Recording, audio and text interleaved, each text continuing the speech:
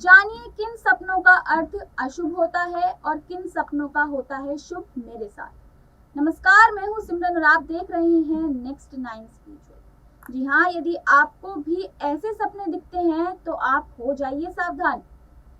सोते हुए सपने तो हम सभी देखते हैं। कभी कभी हम सपनों की सुखद दुनिया में खो जाते हैं, तो कई सपने ऐसे भी होते हैं जो हमें नींद से जगा देते हैं और हम खुद बुरी तरह डर जाते हैं। स्वप्न शास्त्र के अनुसार किसी भी स्वप्न का संबंध हमारे जीवन में घटने वाली घटनाओं के साथ ही होता है। सपने हमें शुभ या अशुभ का संकेत देते हैं। यह आवश्यक नहीं है कि जो स्वप्न देखकर हम डर जाएं वह अशुभ हो और जो स्वप्न देखकर हमें सुखद एहसास हो वह शुभ हो। इसका अर्थ कुछ और भी हो सकता है। अगर हम कोई भी स्वप्न देखते हैं तो हमें उसके बारे में जानने की जिज्ञासा होती है।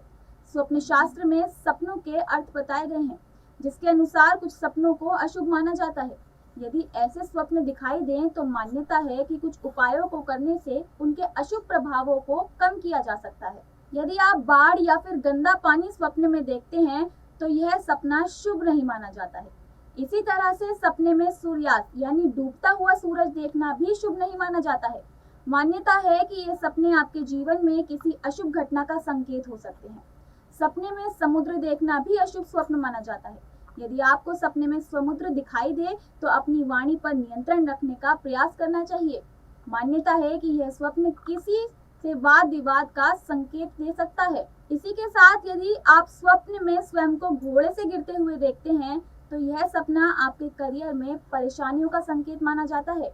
इसी तरह से सपने में बंद नाला देखना या बिल्ली देखना, सूखे जंगल या सूखे पेड़ देखना भी आपके करियर या बिजनेस के लिए अच्छा नहीं माना जाता है। वहीं सपने में खुद को कैंची चलाते हुए देखना या कैंची चलते हुए देखना, किसी को थप्पड़ मारते हुए देखना दाम्पत्य जीवन और रिश्तों के लिए शुभ नहीं माना जाता है। इन सपनों को प्रेमी जीवन और दाम्पत्य जीवन के लिए बेहद अशुभ माना जाता है। ऐसे सपने आने पर व्यक्ति को संयम से काम लेना चाहिए। यदि आपको कोई ऐसे अशुभ स्वप्न दिखाई देते हैं तो आपको प्रातः काल उठकर शिव मंदिर जाना चाहिए और भगवान शिव का पूजन व अभिषेक करना चाहिए।